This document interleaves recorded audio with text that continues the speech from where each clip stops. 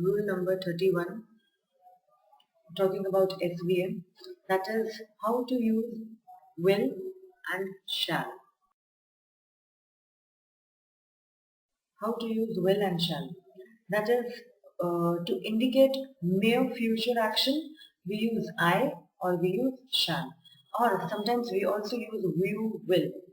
Now, for example, I shall be glad to hear from you, or they will not find the journey too tiring. Second is that if you want, it also indicate the determination, promise. It also indicate choice, threat, desire. For example, I will clear the dues by the end of the week. That shows you the promise. In spite of the risk, I will go to Punjab. That shows you the determination. He shall not work in my department anymore. That again shows the determination. You can also use will or shall to question. For example, shall I meet you at the railway station or shall I pay you for it? And to emphasize the willingness, we use will in all cases. For example, yes, I will meet you in the evening, or yes, he will meet you in the office. Now, talking about the next rule, that is the use of should and would. Should and would are past tense of shall and will, and in general express the same idea as do shall and will, except the should sometimes means ought. For example, you should not speak in that way, or you should visit them now. I would not allow such an agitation.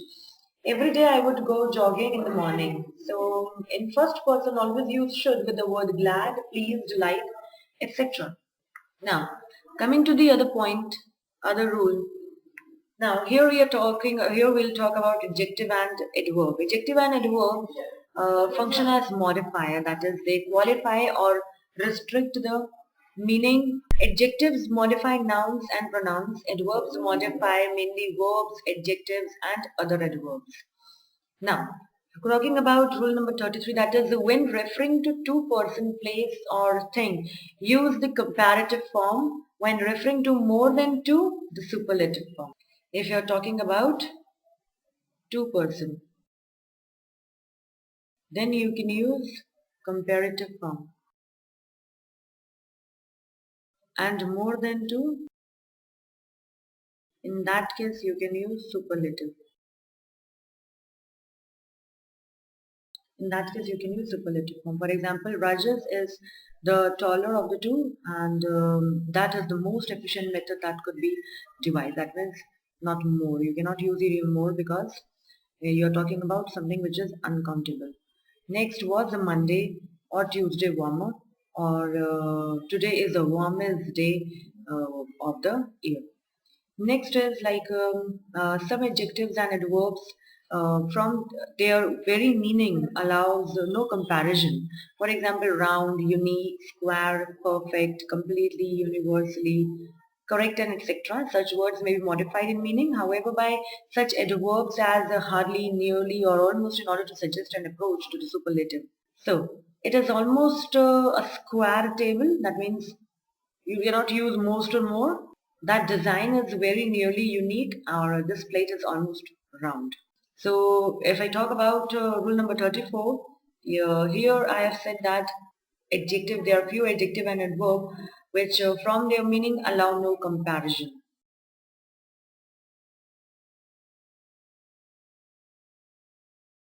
Next is that when comparing one person to things, when comparing one person or thing with a group of which it is a part, we use the comparative degree and the word any other to exclude the thing compared from other object of the same class or kind.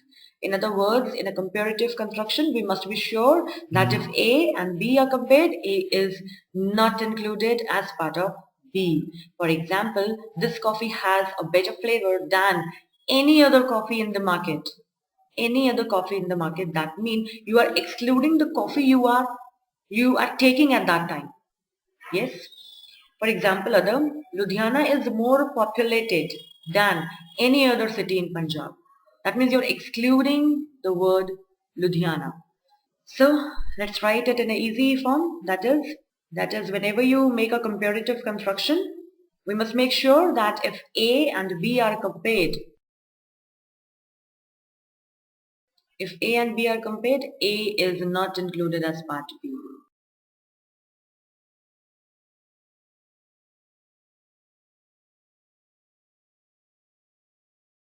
When comparing two qualities of the same person or thing, we use more and not ER to form the comparative. We use more and not ER. For example, Sunita is more clever than wise. We should not use Sujita. Sujita is cleverer than wise. Wrong. Next rule is that guard against using double comparative and superlative. For example, she is the cleverest girl. She is the cleverest girl in her class. But you should not say she is the most cleverest girl. The only word you need to use is clever, more clever, and when you use superlative degree, try to use cleverest. Then, next is that when you talk about fewer and less, there's always confusion between two. Fewer refers to number and less refers to the quantity. Number and less refers to the quantity and size or amount. For example, no fewer than 50 passengers were killed in the accident, or women now spend less time in the kitchen. Next is that whenever you use as many as or as much as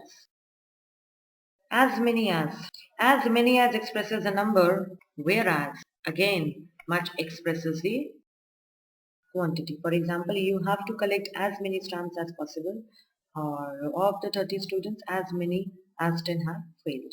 Here in both the examples, you cannot use as much as because you're talking about the number here. Next is elder, eldest, or older, oldest. When you talk about elder, eldest, older and oldest. So elder and eldest are used for the member of the same family. Also elder is followed by two and not. Older and oldest can be used with the reference to persons. For an example, I am the eldest member of the family. You cannot use the you cannot use oldest because as I've said you that eldest is used for the family member. Sheila is the eldest of the three sisters. Mr. Gupta is older than his sister.